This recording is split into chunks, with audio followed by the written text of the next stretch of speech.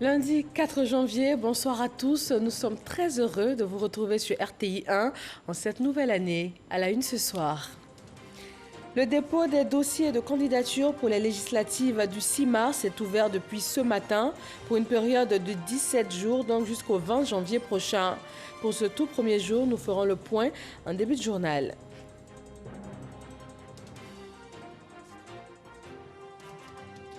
Dans l'éducation nationale, ce début d'année est l'occasion de faire le point sur les 10 dernières années. Quelles sont les avancées dans le domaine en Côte d'Ivoire, les défis à court et à long terme et aussi le bilan des actions fortes comme l'école obligatoire.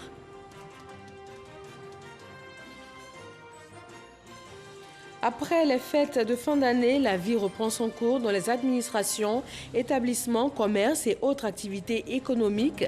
Nous allons parcourir tout à l'heure le district d'Abidjan pour nous faire une idée de cette reprise en cette première semaine de l'année 2021. Et puis la France qui envisage de réduire les effectifs de la force Barkhane au Sahel, une décision qui fait notamment suite aux dernières victoires dans la lutte antiterroriste. Après le renfort de 600 soldats, portant les effectifs de la force Barkhane à 5100 hommes en 2020. Bienvenue dans le 20h. Le 6 mars 2021, c'est la date des prochaines législatives en Côte d'Ivoire. La commission électorale indépendante reçoit les candidatures depuis ce matin.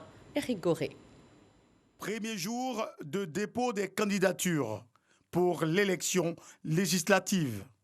Des box installées et les agents de la commission électorale indépendante présents. Ils sont prêts à accueillir les candidats. Mais avant cette phase, on fait les derniers réglages. Le président de la CEI est également sur le terrain pour galvaniser ses troupes et les encourager dans ce nouveau défi après la présidentielle d'octobre dernier. La Constitution dit que le pouvoir appartient au peuple et le peuple l'exerce de deux façons, soit par voie référendaire, soit par le biais de ses représentants élus. Ces représentants élus sont le président de la République et puis les parlementaires et tous les autres. Alors aujourd'hui, nous avons ouvert l'élection des parlementaires, notamment celui des députés. Donc les box sont là, vous pouvez le constater. Nous allons recevoir les dossiers des candidatures du 4 au 20 pour que ensuite la commission électorale les examine et donne la liste de ceux qui sont éligibles pour compétir à l'élection législative. Pendant ce temps, quelques citoyens ivoiriens vont prendre des renseignements liés à cette élection. Je vais avoir toutes les informations en ma possession pour pouvoir aller sur le terrain. Dans 8 jours, je serai prête parce que je ne suis pas née ici. C'est nous qui sommes nés à l'intérieur du pays. Donc le casier judiciaire notamment, je dois le faire établir à l'intérieur. Le dépôt des candidatures pour l'élection législative est prévu du 4 au 20 janvier. Et conformément au texte en vigueur, les partis ou groupements politiques sont tenus de présenter un minimum de 30% de candidatures féminines en rapport avec le nombre total de circonscriptions comportant au moins un siège. Aujourd'hui, lundi 4 janvier, c'est également la reprise des activités après les fêtes de fin d'année. Les élèves sont de retour à l'école et la reprise des activités économiques se fait de façon progressive. Jean-Marc Djadji.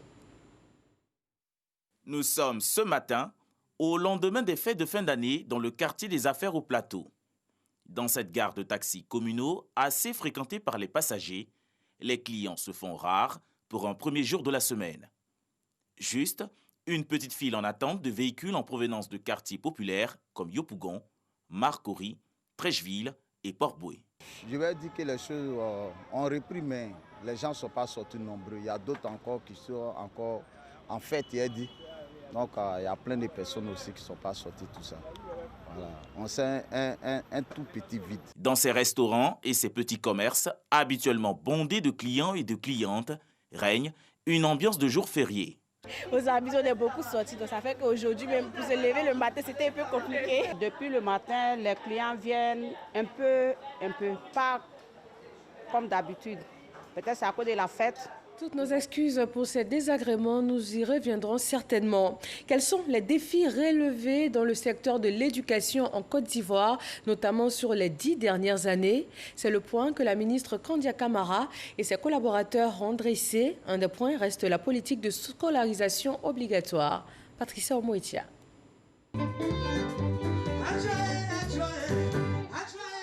Cérémonie festive et récréative du ministère de l'Éducation nationale, de l'enseignement technique et de la formation professionnelle. 10 ans après, c'est l'heure du bilan. Une fois, j'étais avec des amis enseignants et ils m'ont dit avec le système des inscriptions en ligne, vraiment, ça a mis fin au recrutement parallèle. Pour avoir réussi à assurer la continuité éducative en pleine crise sanitaire, la ministre de l'Éducation nationale a félicité ses collaborateurs. Elle leur a réitéré sa confiance. Nous avons trouvé l'école ivoirienne dans tous ses états en termes de délabrement. Délabrement physique, délabrement moral surtout. Et là, si on peut réparer le physique, si on peut réparer les infrastructures, si on peut trouver du matériel, mais le côté moral, la gouvernance, elle est difficile. Et c'est ce qu'elle a réussi à faire.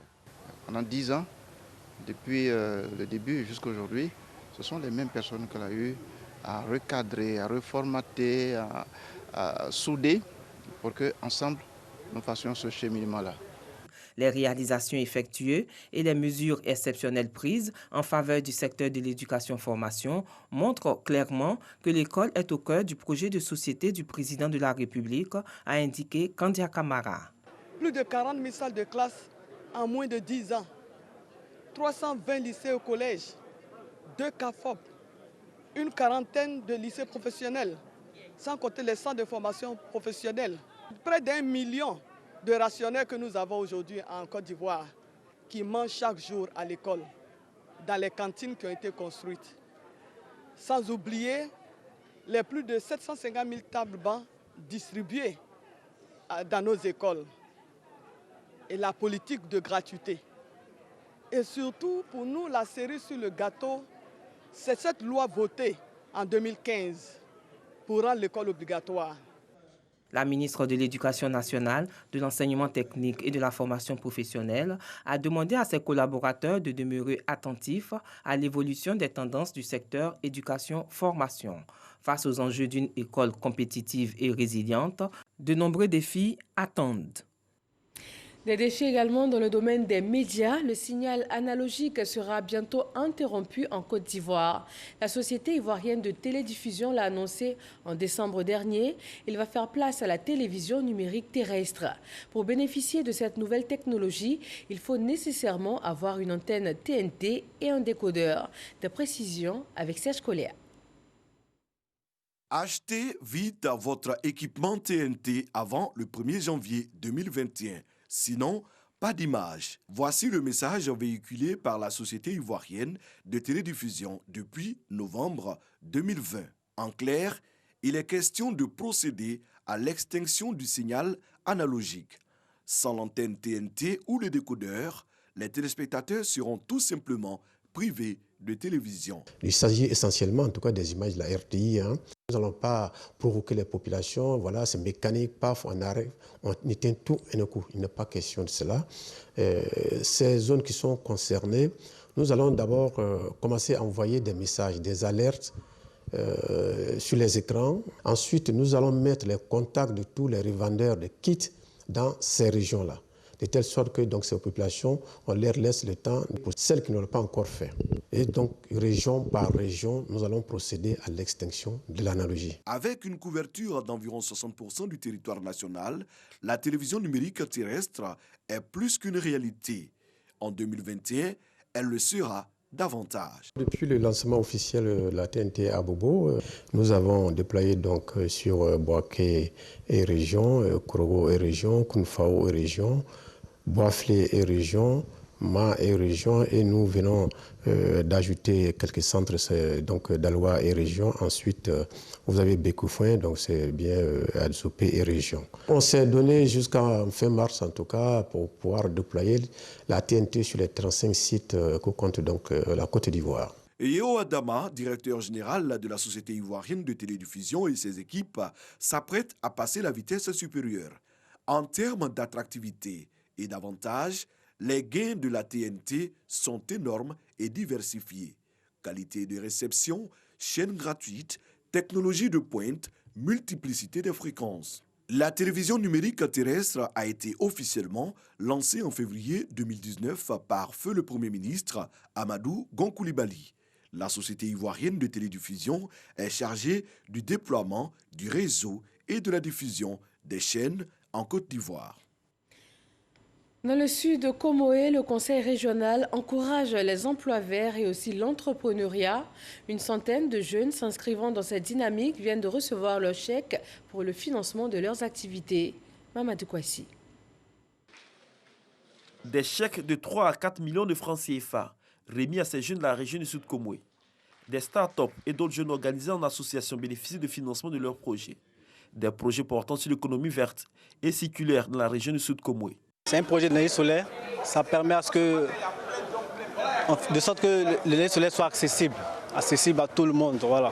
Avec nous, vous avez la possibilité, c'est-à-dire les habitants du Sud Comoé, à payer les installations solaires par modalité. Il y a des cages qui sont confectionnées pour pouvoir mettre dans la rivière.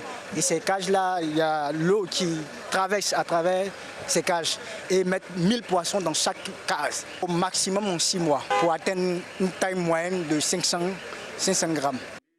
Dans cette région, le conseil régional a mis un accent particulier sur l'insertion socio-professionnelle des jeunes et des femmes. Cela à travers des métiers verts, notamment la pisciculture, l'agriculture et le recyclage. Pour tous ces projets, l'institution bénéficie du soutien de l'Union européenne.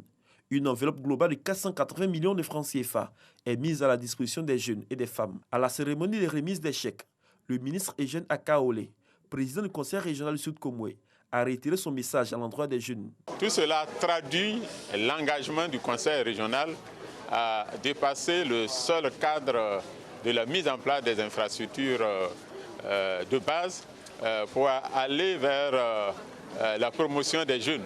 Il faut permettre aux jeunes de se prendre en charge. Le tout n'est pas de placer les jeunes dans des sociétés. Nous devons inculquer à nos jeunes la culture de l'entrepreneuriat et c'est vers ça que nous tendons.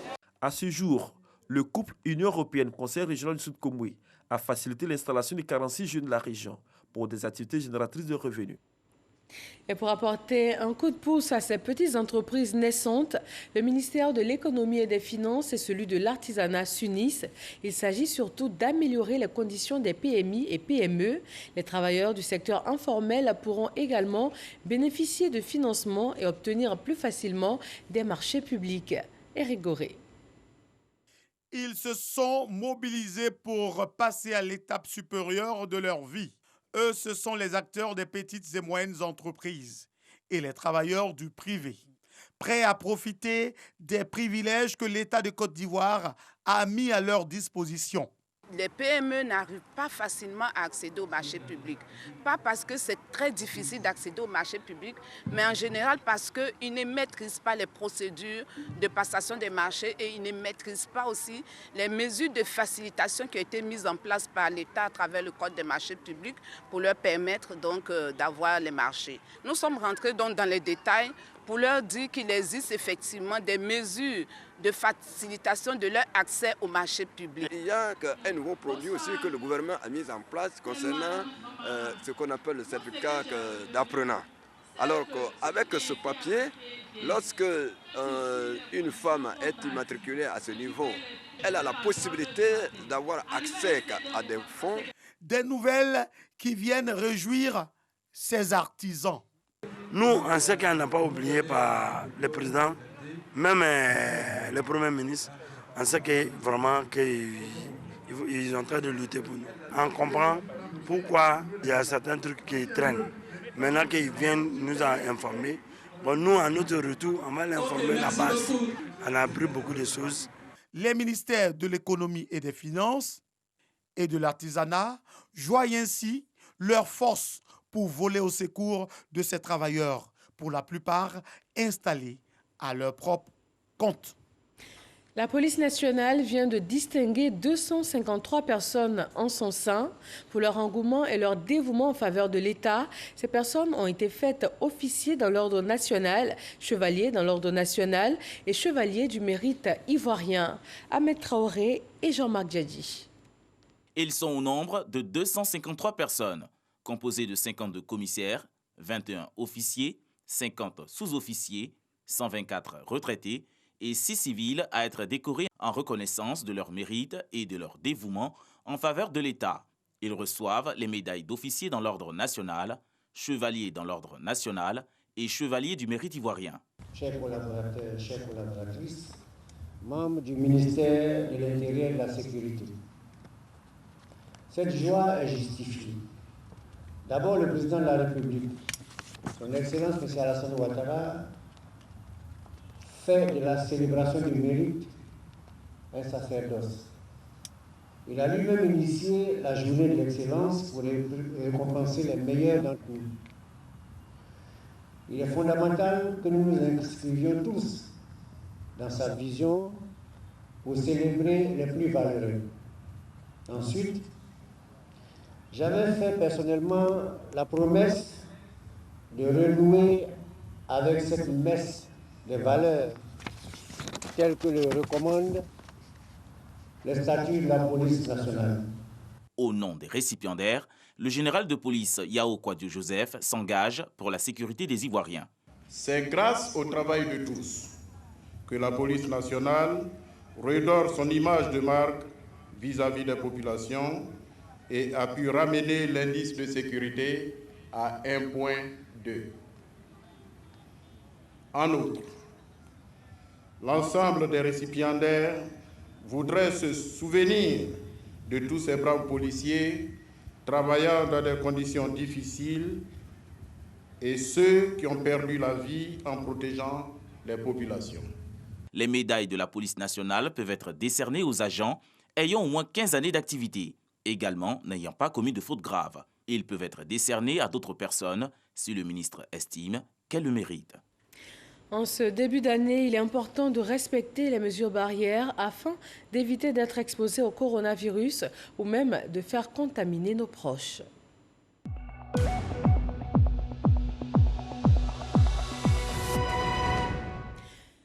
Le ministère de la Santé et de l'Hygiène publique a enregistré ce lundi 152 nouveaux cas de Covid-19, 116 guéris et 0 décès. La Côte d'Ivoire compte donc aujourd'hui 22 800 cas confirmés, 138 décès et 517 cas encore actifs aujourd'hui.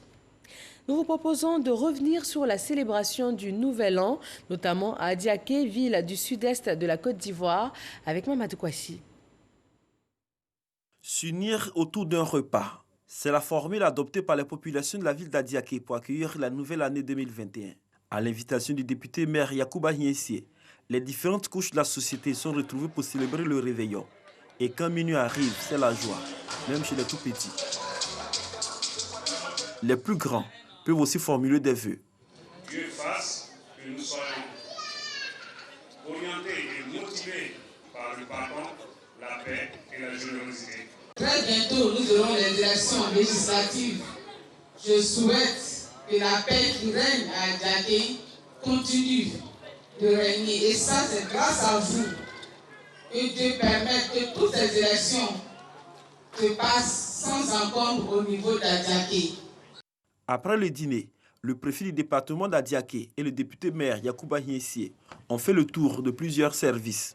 Il s'agit de l'hôpital, du commissariat de police et de la brigade de gendarmerie pour encourager le personnel en activité en cette nuit du 31 décembre 2020.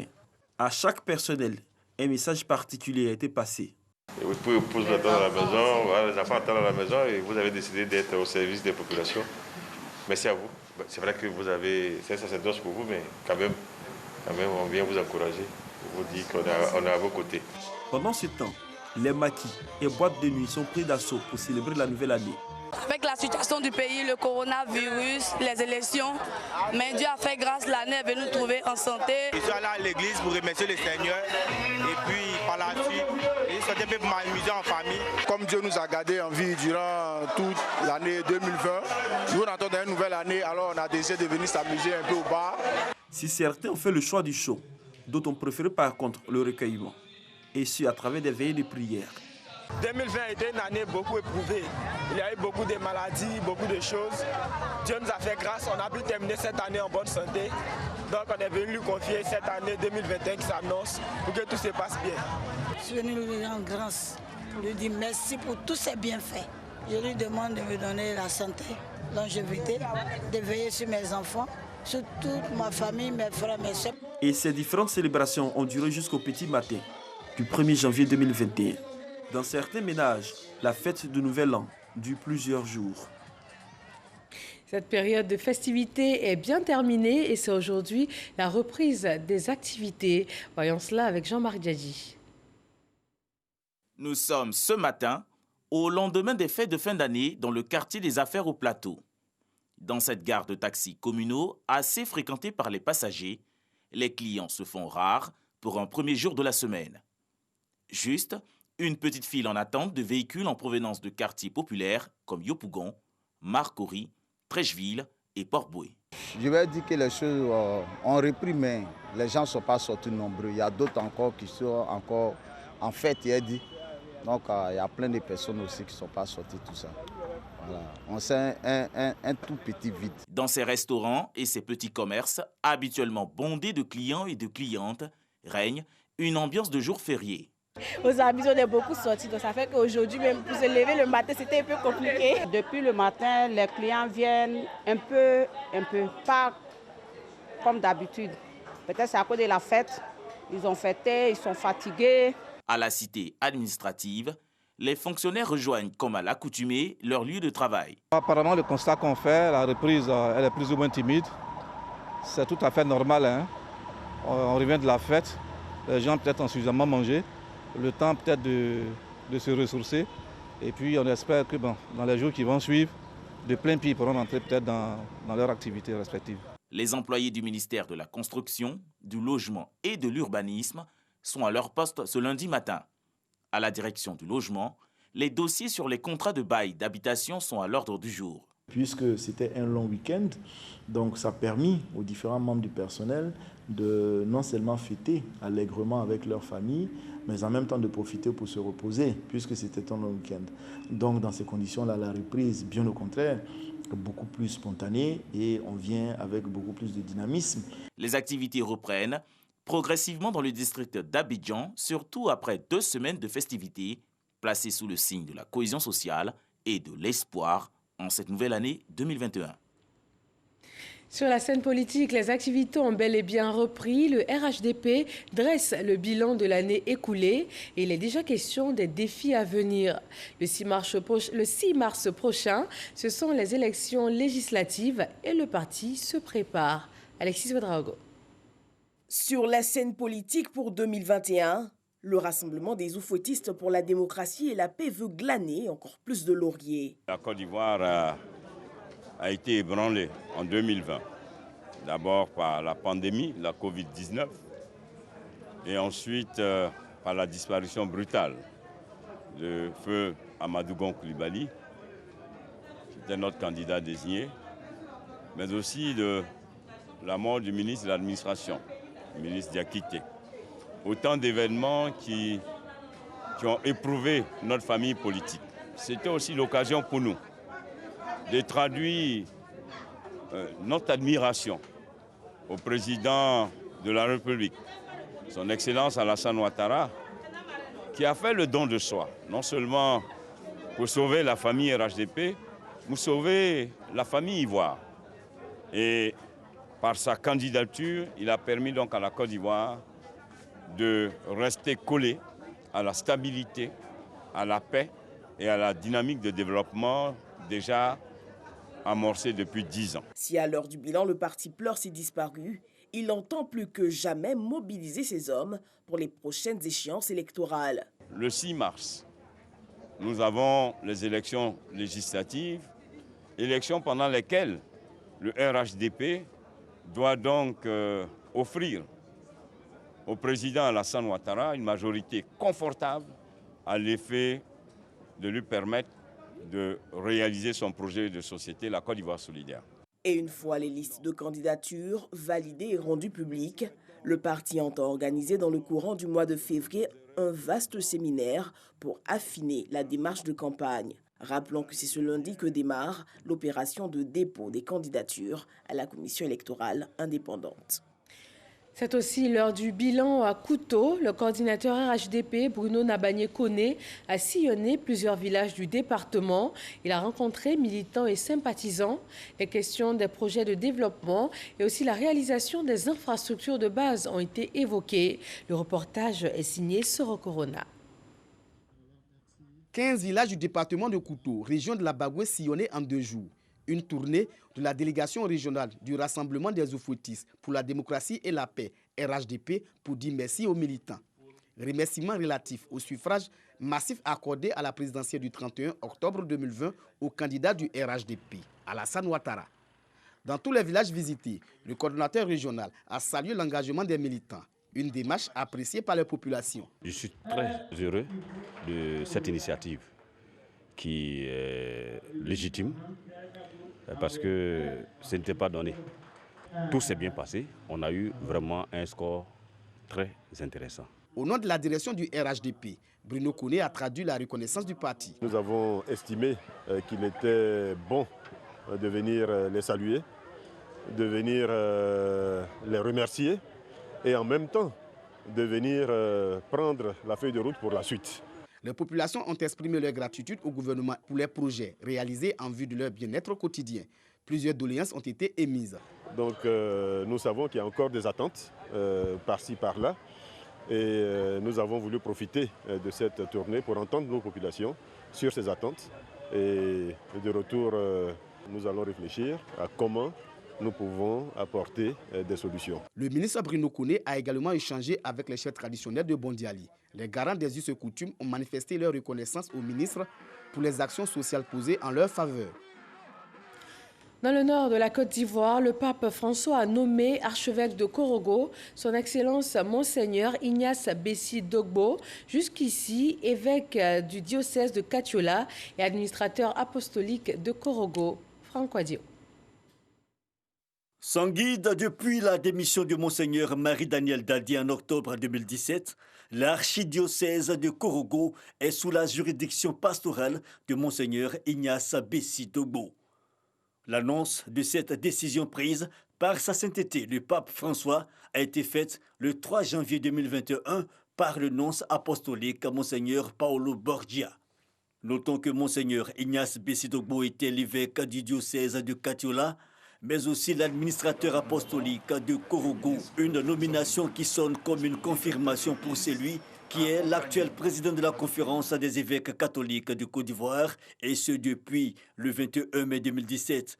L'église, c'est la communion. L'église, la communion n'est pas. Mais cette communion ne doit pas être seulement spirituelle, encore moins intellectuelle ou théologique. Cette communion doit se faire concrète. Monseigneur Ignace Bessi Dogbo, né le 17 août 1961 à Niangouadjamé, a été ordonné prêtre le 2 août 1987 dans le diocèse de Yopougon. Désormais archevêque métropolitain de Korogo, Monseigneur Ignace Bessi Dogbo aura à charge de coordonner les activités de 29 paroisses, d'une dizaine de congrégations religieuses, d'une 50aine de catéchistes et d'un clergé diocésain constitué d'une 30aine de prêtres, dont une 20aine en coopération missionnaire ou pour des études hors du pays. La page culture nous conduit dans la commune d'Abobo. La 10e édition du Festival des Arts et Cultures d'Abobo a réuni festivaliers et artistes. Spectacle de fin d'année, moment de communion, ce festival vise à renforcer l'esprit de cohésion dans cette commune qui a été fortement touchée par la crise que la Côte d'Ivoire a connue. Abou Sanogo. Commune d'Abobo. Il est 19h et déjà la scène du Festicadis, le Festival des Arts culturels d'Abobo, est surchauffé. Les artistes de renom font danser et vibrer le complexe sportif d'Abobo.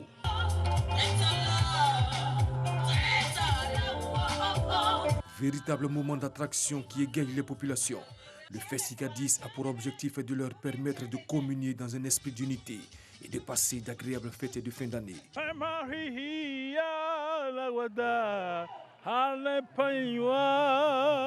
C'est un festival qui arrive après des moments difficiles que la population a traversés. On s'en souvient, la pandémie à coronavirus a secoué le monde entier, y compris la Côte d'Ivoire. Donc il était question pour nous de permettre à notre population de terminer l'année en beauté. Le représentant du ministre de la Culture et de la Francophonie et le représentant du parrain, maire de la commune d'Abobo, ont salué l'initiative des organisateurs et se sont engagés à les accompagner. Le Festica est un festival qui est venu au sortir de la crise donner une bonne image à la commune d'Abobo pour faire connaître mieux Abobo sur le plan de la culture. Surtout que, comme je l'ai indiqué, c'est la commune qui porte la culture dans les districts d'Abidjan et même en Côte d'Ivoire. Le Festica est le cadre privilégié de l'exercice de la cohésion sociale et du vivre ensemble qui tiennent tant à cœur à nos gouvernants, notamment au président de la République et à tout le gouvernement. Donc le ministère de la Culture ne pouvait pas être absent. Soutenu par les associations des femmes d'Abobo, le Festica 10 a permis à la direction de IDT d'offrir des kits à la mairie de la commune d'Abobo. Une visite des stands a mis fin à la soirée inaugurale. Dans l'actualité internationale, la France va-t-elle réduire les effectifs de sa force anti-djihadiste au Sahel? En tout cas, le pays l'envisage et la décision finale va être prise à l'occasion du sommet de février au Tchad. Cela fait suite aux dernières victoires dans la lutte antiterroriste. Elle a permis de neutraliser plusieurs hauts responsables de groupes terroristes. Après, notamment, le renfort de 600 soldats, portant les effectifs de la force Barkhane à 5100 soldats en 2020.